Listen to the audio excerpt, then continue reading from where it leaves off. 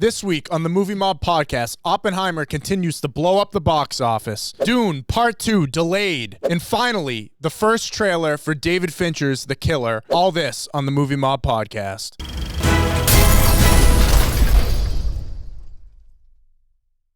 What's up, everybody? Welcome back to the Movie Mob podcast, live in studio. We're not live. This is pre-recorded. That was a lie. We gotta leave that in there. That's so good. That's so good. It's live for me. All right, episode 63, joined here by Nick behind the camera, and sadly, no Matt this week. We had he's back to work, but we're gonna get him back in next week. I'm sad. Yeah, it's unfortunate, some schedule stuff, but he'll be back on the regular next week. But it's a shame because we get some great topics. We've kind of been struggling to find some good topics amidst the strike recently, but now we got flooded with stuff here. So let's kick it into the news. We've got 3 news topics today. We're going to start with a positive one because one of them is negative. Yeah, Oppenheimer, the Christopher Nolan biopic of Robert J. Oppenheimer, or J. Robert Oppenheimer, the other way around. It's nearing $800 million at the box office. Who would have thought? Not me. Really? Not me. Not this much, to be honest with you, Okay. beforehand. Okay. But it's currently at $777 million as of this past weekend. And when this episode drops, it will have opened in China. It opens in China on August 30th. And what's important about that is that's a big box office area, China. Who doesn't love a big box office? Right. And it's projected with the Chinese opening to reach $950 million. Yeah, I'm sorry. That was really funny. I'm sorry. That was good. Okay. But, which is crazy. Because, I mean, listen, we were hyped about this movie. Of course. For a while. The marketing was fantastic. Word of mouth was great. But I don't think either of us thought this would get close to $1 billion. No. That's especially not a movie made for 80 mil, 100 mil, whatever it was. Yeah. But, like, yeah. No, especially when Barbie made we could have 2 $1 billion movies that came out on the same day. That's insane. Yeah. Imagine if you're Tom Cruise. Not happy. Oh, my God. I think about him all the time. This mission was impossible. It was impossible. He couldn't do it. No. I can't believe it. I really can't believe it. It just shows, like, when you're stubborn, you got to trust the process, RJ. Right. You got to trust the process. Everything, he's got a plan up there. That's what my grandfather said. He's got a plan. But for Tom, that ain't the same guy. Well, because he was stubborn, and he fought with Christopher Nolan about the release dates and all this other stuff, and he pushed it up. He could have just as easily done what Dune did. Yep. And it could have, I know they shot the movie in 2020. Yep. Like, I know that it was a long time ago, and I get it. But when your ego gets the better of you, nothing good comes out of it. Yep. Nothing. You can't do that. I don't know. I think about him all the time when I see numbers like this for Oppenheimer and Barbie, and I'm like, you suck. Nope. It made nothing. L. Ron Hubbard couldn't save him there. Tell you that much. No. Paul Leah Remini, if you want to file a lawsuit. But I know this is incredible. I mean, we've said it multiple times, though. The fact that this is a biopic about a scientist, it's 3 hours long, black and white, color, great cast. The fact that it's made so much money is pretty remarkable. It's Nolan's highest grossing non-Batman film. It just passed Inception. Oh my God. Week. So other than the Batman movies, this has been his most highest grossing movie. That's crazy. Wait, so how much Interstellar? I was just going to look up how much. We'll check it out. I think Interstellar was right behind Inception. I mean, it's significant because, listen, if anybody made a Batman movie, it was going to make money. So you can kind of like cancel that out. You know what I'm saying? Like, it was going to make money. It helped that those movies were good. But the fact that this is, like we said, the situation revolving around it in Nolan. And I got a question for you, Nick. Talk to me. What's up? Put ex-director in Nolan's spot. Mm-hmm. Spielberg, Scorsese, Tarantino. I don't think it makes us money. Okay. Because if you look, like, I'm not saying they're better. He's a better director than them. I'm saying that if Spielberg was directing an Oppenheimer movie, it's not making $900 million. Because if you look at Spielberg's track record and Scorsese too, box office wise, they don't pull. Right. You know what I'm saying? Yeah. Because I don't know. Like, let's look West Side Story, for example. Okay, can I ask? Can I like while you're looking that up? Can I grab? Sure. The fucking West Side Story sucks, though. It's a play. It's a fucking play. West Side, but it's not the same movie. Spielberg's last movie. I wouldn't want to see Christopher. $76 million at the box office. So I think I get where you're going with this, but I also go from the perspective of like I wouldn't want to see Christopher Nolan direct Goodfellas.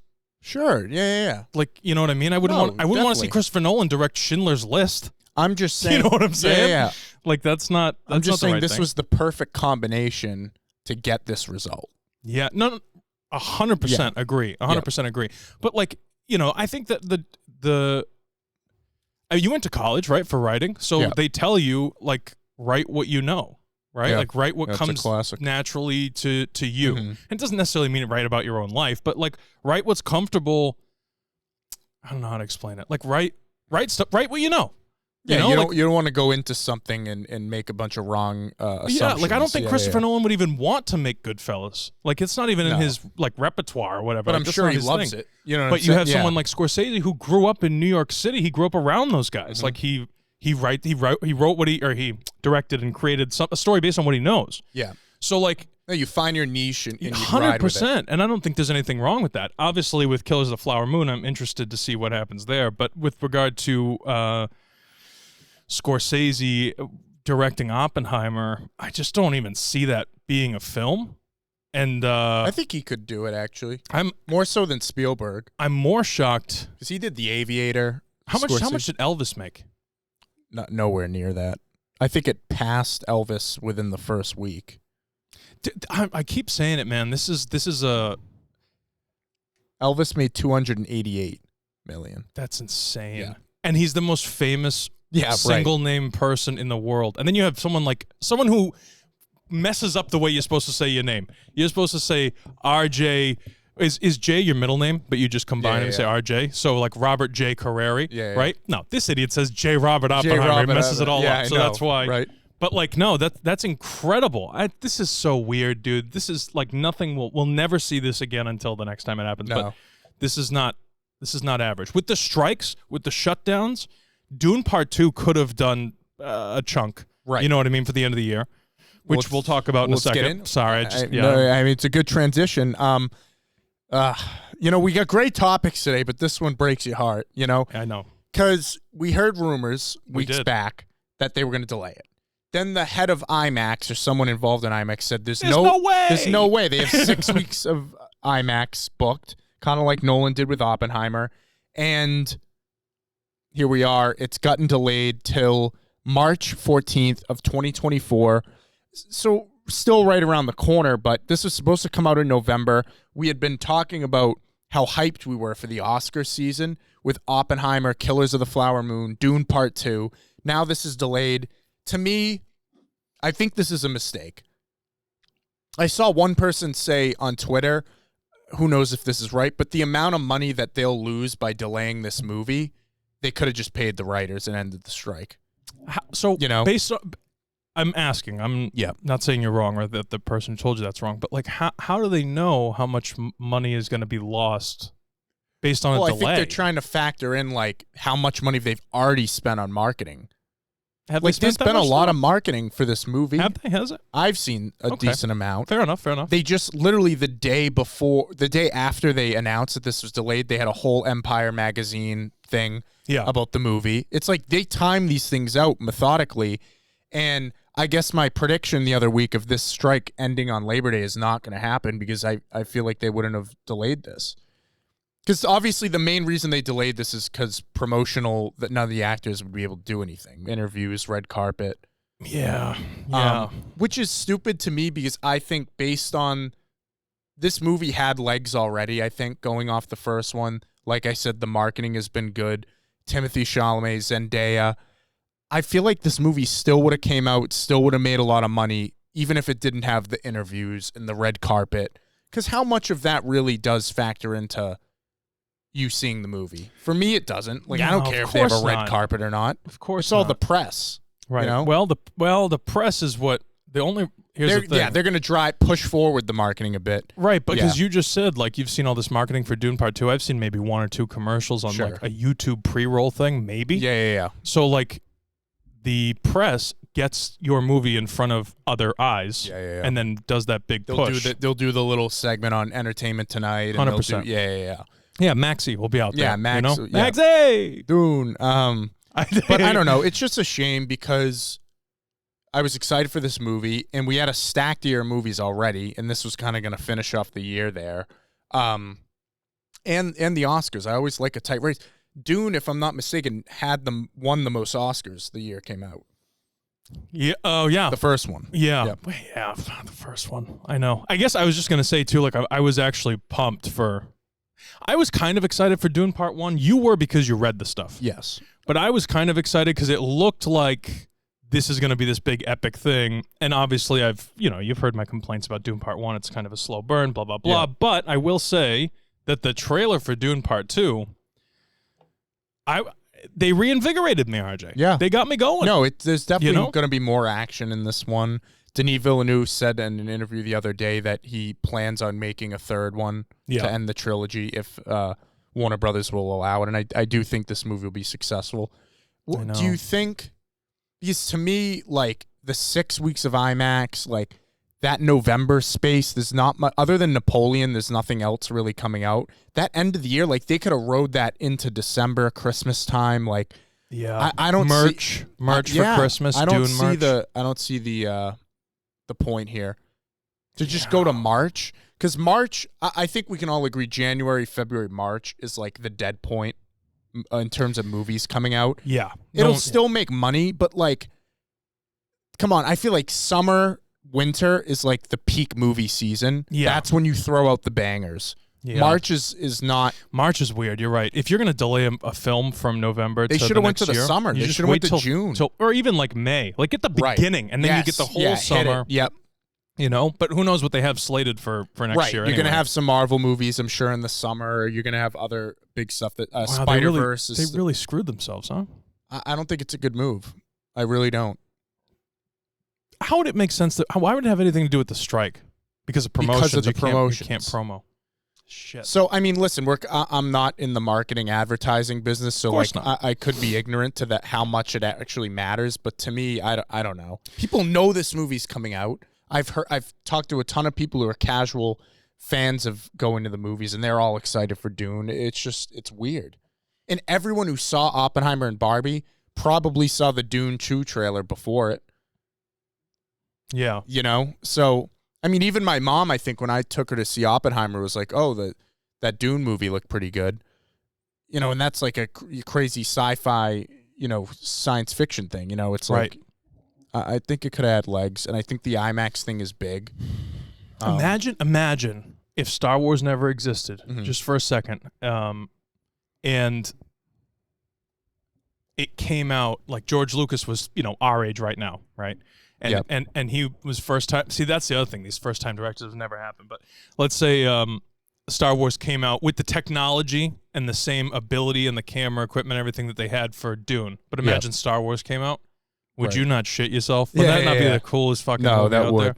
It'd be so sick. I don't know if you saw it or not. And I know you have. Do you have a question of the day later?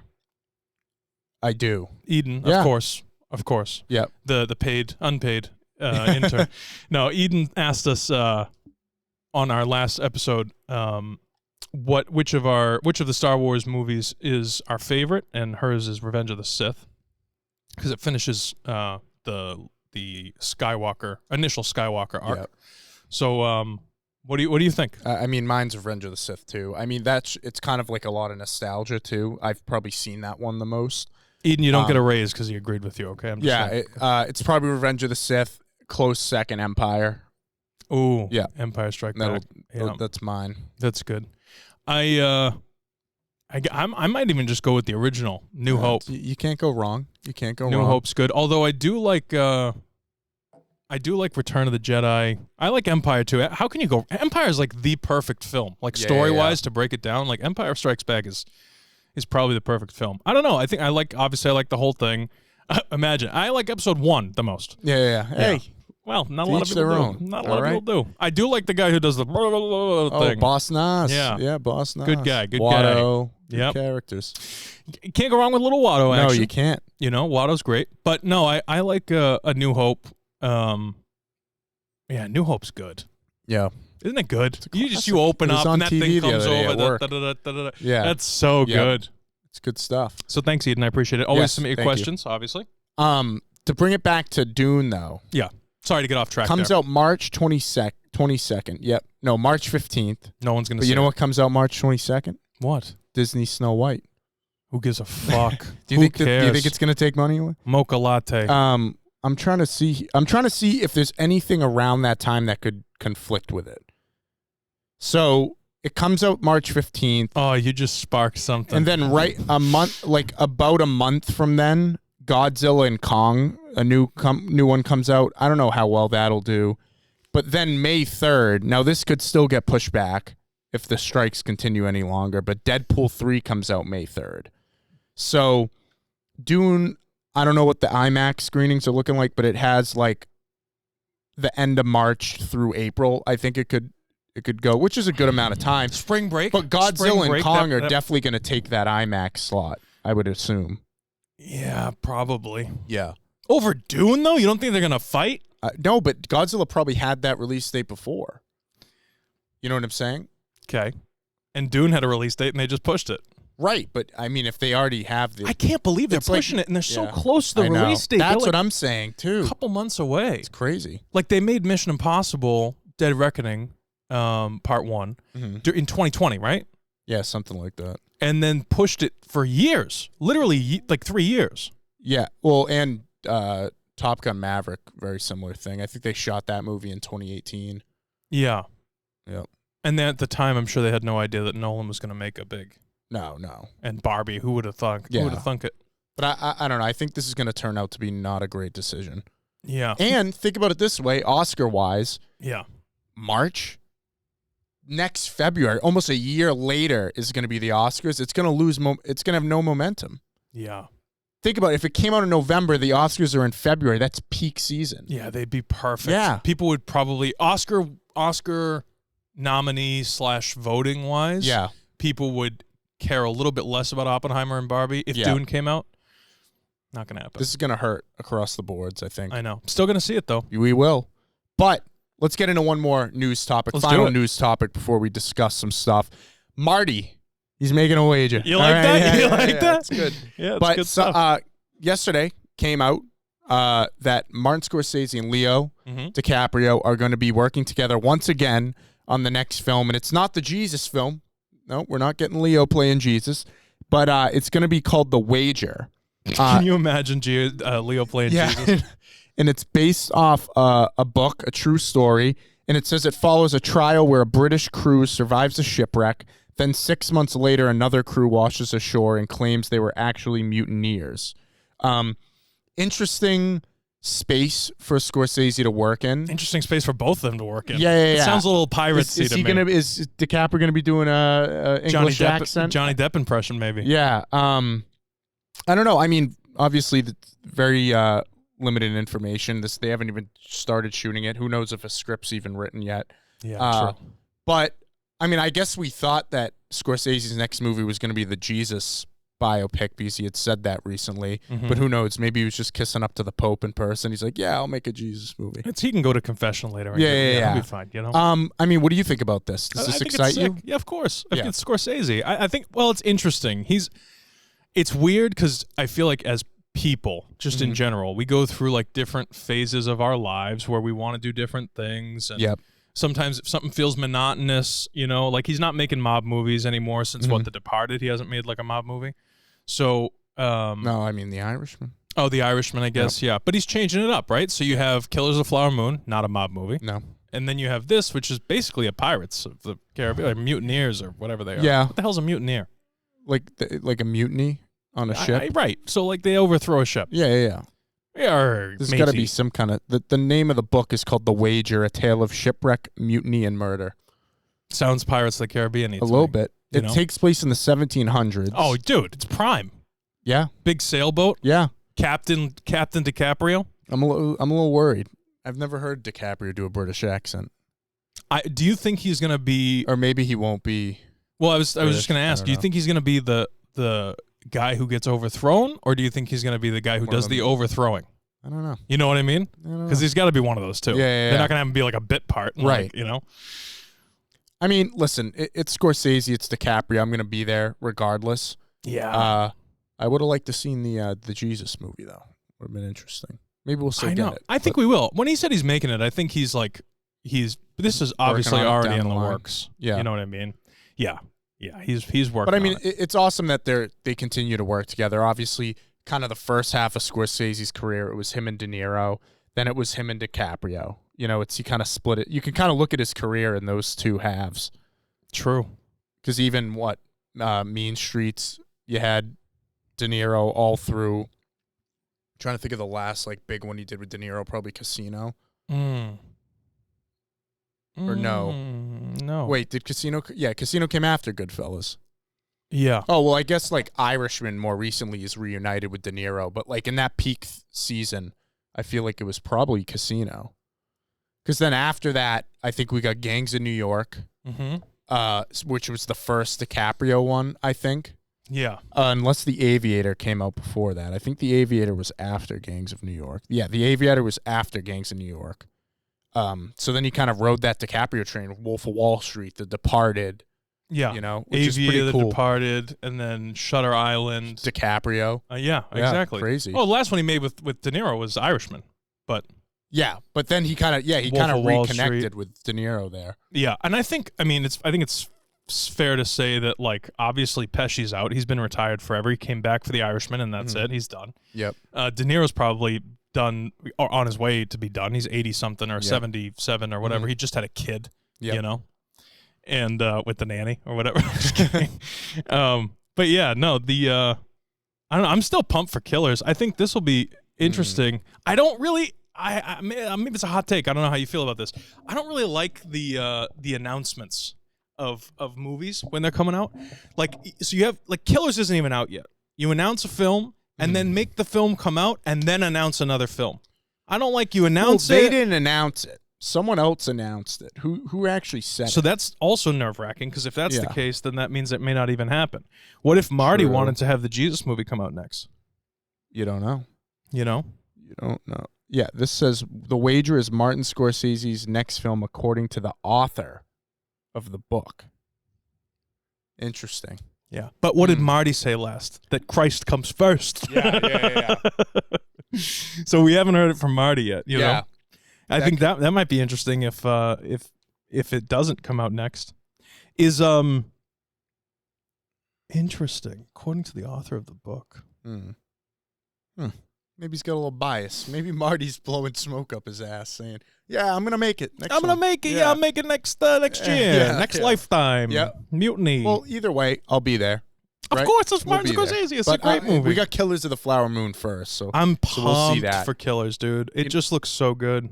You know what I'm pumped for, Nick? Tell me. These two trailers we got today, because they both look pretty damn good. I'm excited for them. This first one's called Foe. It is also based off a book, science fiction novel, that I had not heard of, but it seems like it's pretty popular. Directed by Garth Davis, who did Lion with Dev Patel, and it's starring two of the best young actors we got going right now, Paul Mescal and Saoirse Ronan. I actually did not know anything about this before I went into the trailer. I thought it was just going to be some kind of just love story type thing. Science fiction, pretty interesting concept here. A little Interstellar vibe, I would say. He's getting sent away. They live on the farm. But then you have that element where he's going to seem to be replaced by a robot version of himself while he's gone. It's like the Black Mirror episode. Yes. Yeah, exactly. Yeah. I don't know which came first, the book or that episode, but very Chicken similar. or the egg. Right. What do you think about this? Garth was bored. He was sitting at home watching Black Mirror, and he goes, "I'm making a movie." Yeah.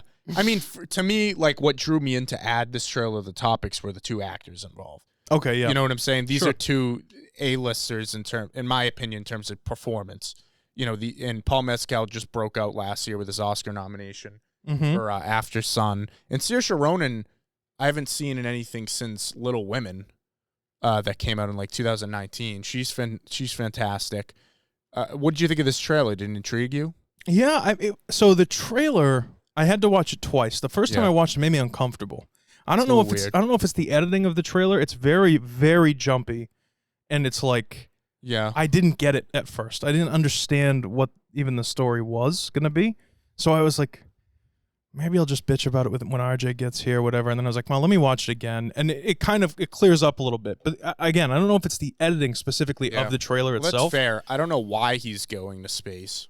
Yeah, like I don't know. But if you're then gonna do a again- 5-minute fucking trailer, Right, like you might as well tell me something. it doesn't. Not everything has to be like 3-second cuts, like bing, bing, bing, bing, bing. Right. Like, Because the next trailer is a perfect example of like giving you just enough. it's perfect. I think it's know what I'm fucking saying. Perfect. Where with this one, they're giving you the story, but they're not. Yeah. And I'm sure this is gonna have a major twist or something. I don't even think it's going to be a bad film. Paul Mescal's, they're both fantastic actors. Yeah, right. Like they're great. Right. So I don't think it's going to be a bad film. I'm just saying the trailer itself. Yeah. I hadn't heard about it, and then I clicked the link and I watched the trailer, and I was like, oh, I feel sick to my stomach watching this. You know, like it was like a lot, and he's sweaty. Yeah. And he's doing push-ups or jumping jacks or whatever it is. And then he says, I don't want to be home with my wife. And then like there's some yelling, and then it's over. And you're like, okay. The book came out in 2018. Is there like a quick synopsis of that of the story of the book? Yeah, Sure. just something. I can do that. All right, we got is set in the near future and is about a married couple living on a remote farm whose lives are thrown into turmoil when a stranger arrives. That's pretty vague. I don't want to read this plot. It's gonna spoil yeah, because when the trailer opens, he goes, "Honey, were you expecting anyone?" Yeah.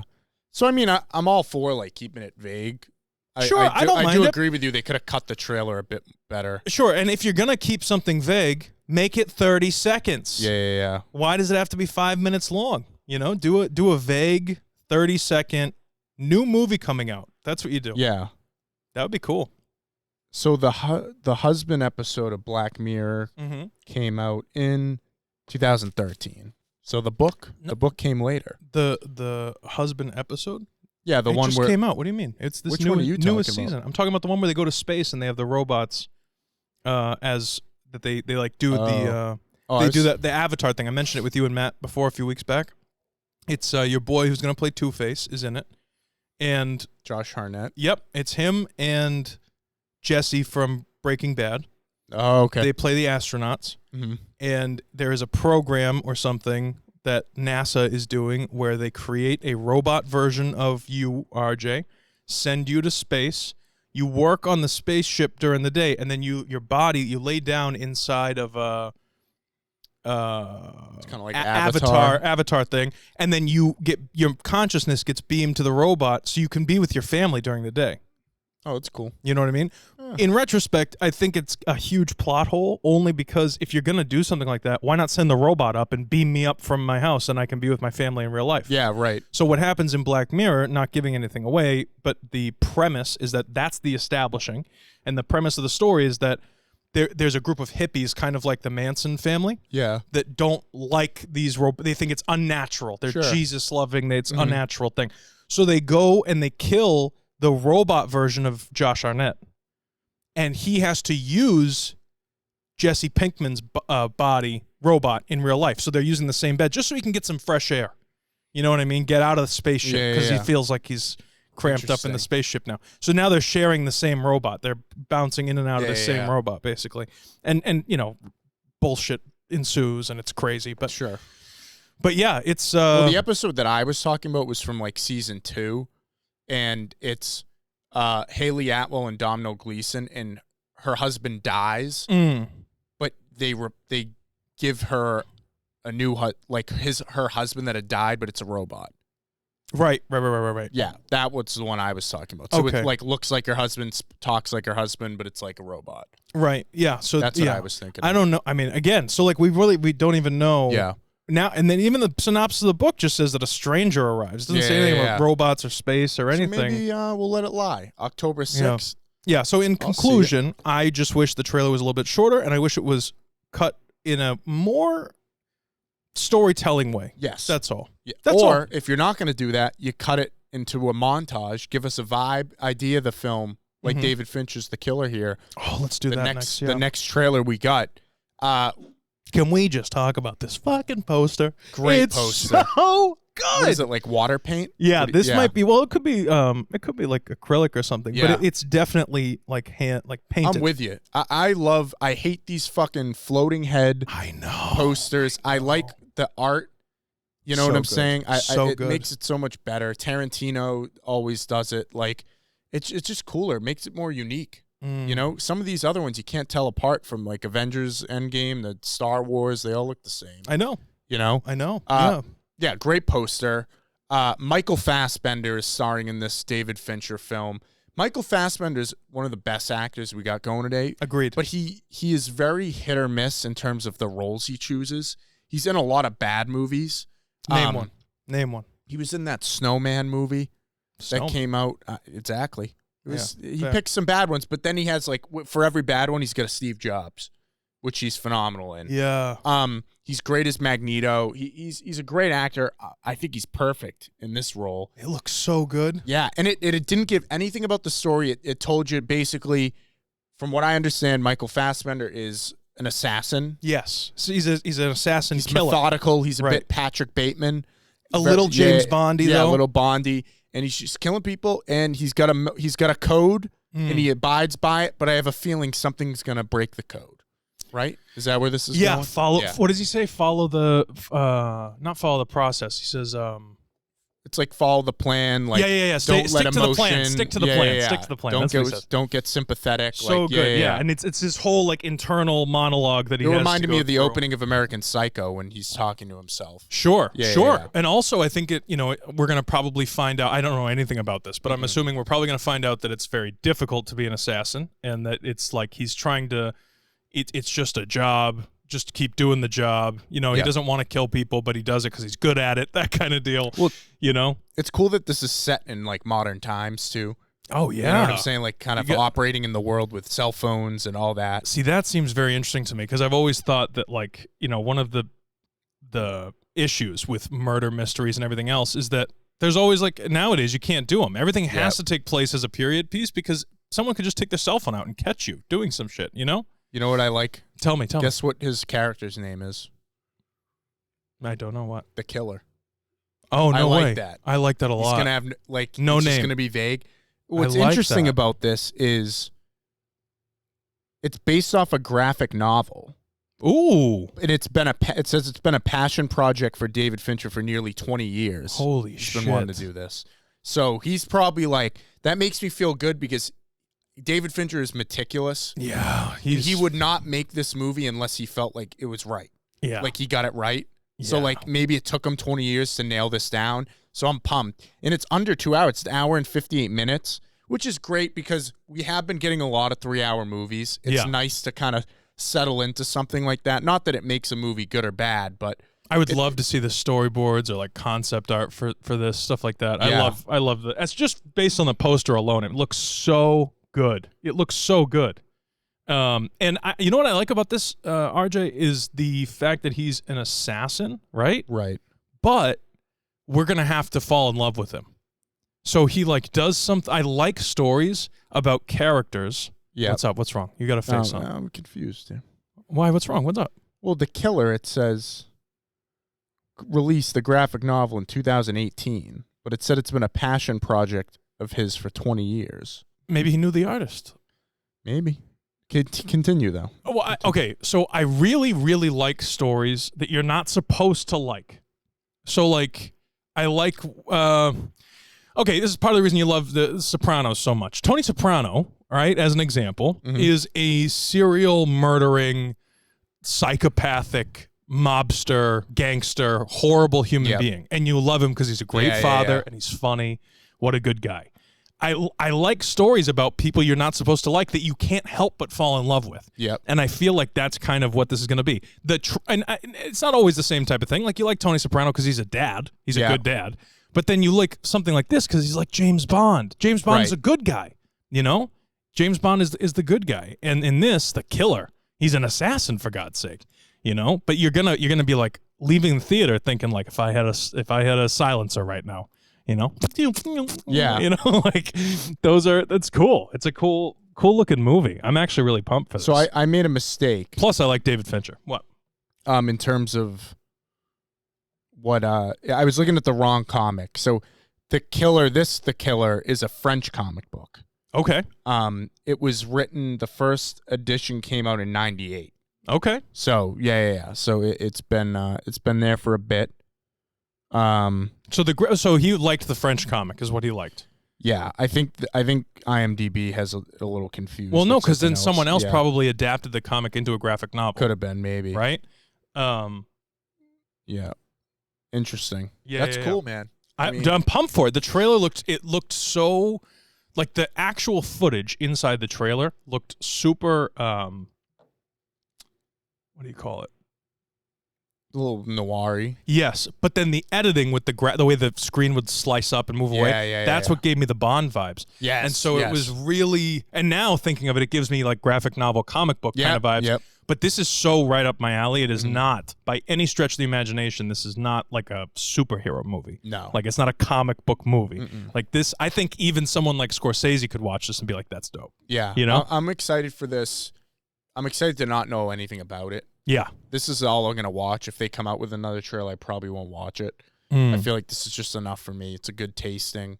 Yeah, This is perfectly done. A minute and a half. I love a good minute and a half trailer, and man. it's great visual storytelling. So you know what the guy does, right? All it does is set up the premise. It's a story about an assassin. It has his voiceover kind of giving you a little sense of his mind state. His mind state, but it doesn't say anything. It doesn't reveal anything about the story. Who he's killing. Right. Yeah. We have this guy who's just in the zone, and he's just doing his job, and it was fucking beautiful. It's good It was stuff. really nicely done. I liked it a lot. And Fassbender's the perfect guy for this. And Fincher's the perfect director. I'm pumped. We love Fincher. We love Fincher's last movie, Mank. Great movie.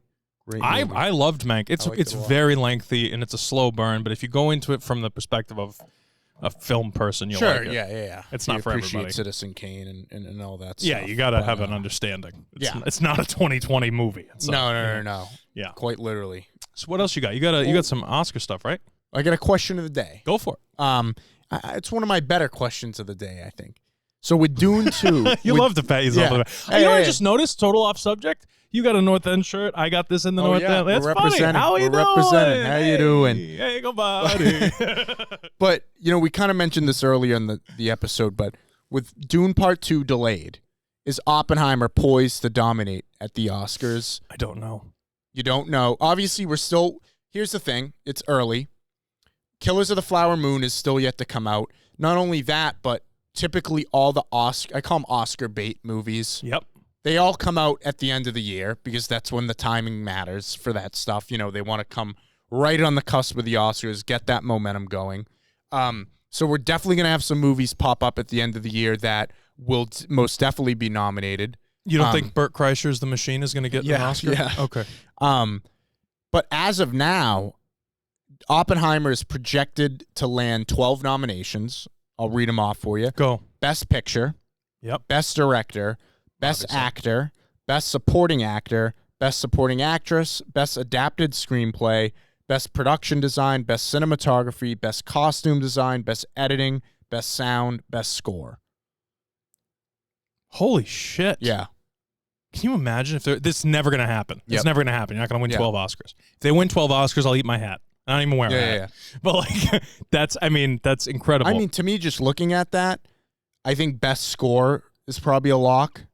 I think it could be Best Picture, man. It could be Best Picture. I think that as of now, I think Best Supporting Actor Robert Downey Jr. is probably a lock. Listen, I don't think we've ever. I mean, I could be wrong, but I don't think we've ever had like a movie win all of those categories. No, but it could. But it could. At this stage, exactly right. It could. Yeah, it could. Like if based on all the movies I've seen this year that have come out, I'd probably give it all of these. You know what I'm saying? Yeah. Okay, so we haven't seen Killers, right? Now listen, Killers is gonna get Best Director and Best Picture and right. Of course. Yeah. Okay, so here's my question to you. And you gotta eat a slice of humble pie here and try and look at this from an objective standpoint, okay? Yep. Because obviously, like there are certain movies that neither of us go for, right? That but could be objectively good. They could have been well received by general audiences, right? So when I look at this, I pulled up a list of everything that's come out so far. So this does not include Killers. Do you think Asteroid City 65, probably not 65, but Asteroid City is definitely up there for something. It could, but see, this is where the reason I mentioned Asteroid City is because John Wick 4, that could be up there. The Covenant,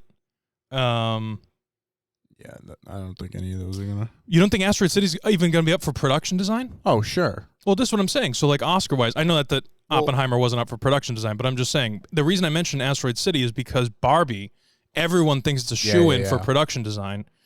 Do you think Margot Robbie's going to win Best Actress in a leading role? Maybe. I don't think she deserves it. I don't think she will. Question for you: do you think that I don't think that role Ryan Gosling is going to he'll be nominated? Do you think he'll steal RDJ's? No, that'd be ridiculous. We've seen crazier things. Yeah. Okay, we've seen crazier things. So I actually have a projected current Best Picture. Okay. Thing right here. Ready? Yeah, go.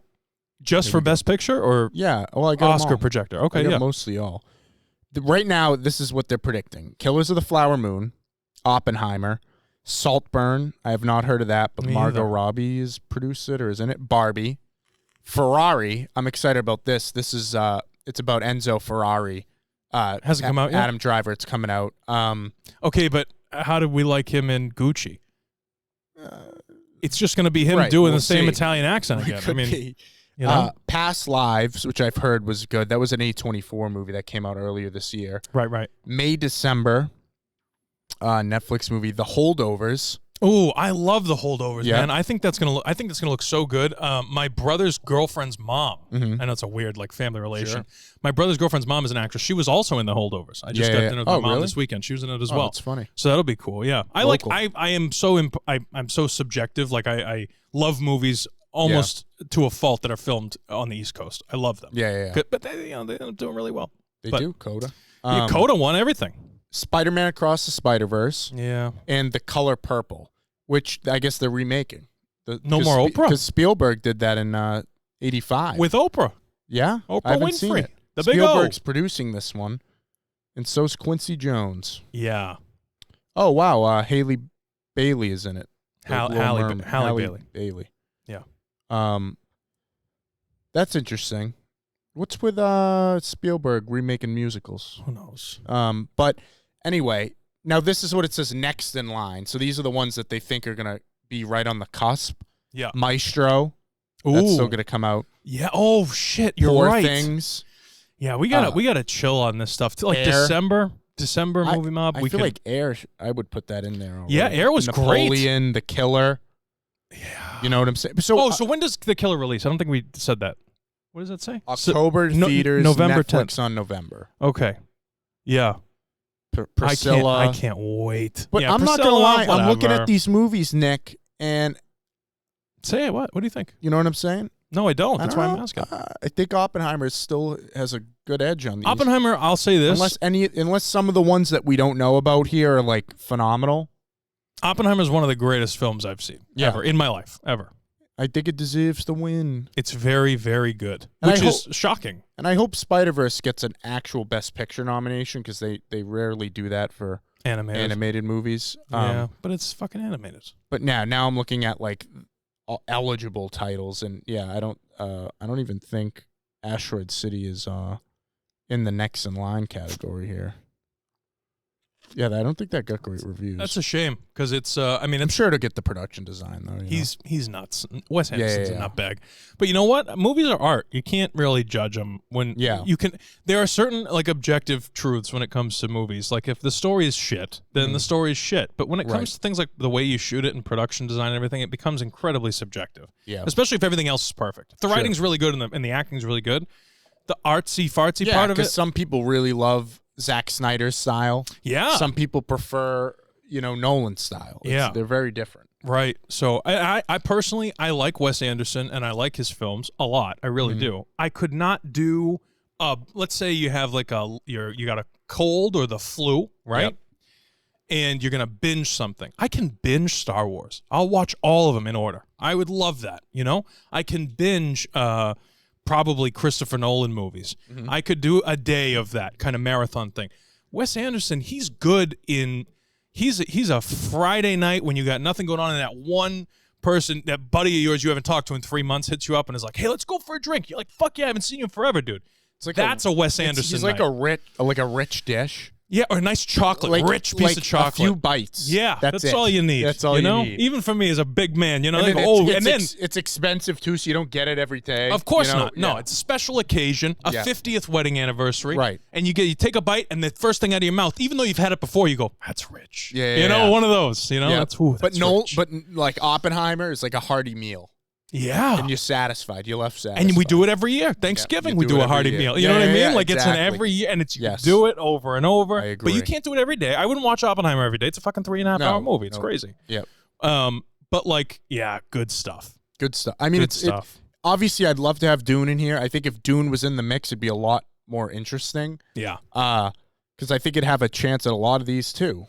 But I think we both agree that Oppenheimer right now is leading the charge. I watched Heart of Stone, by the way. Oh God, yeah. Horrible.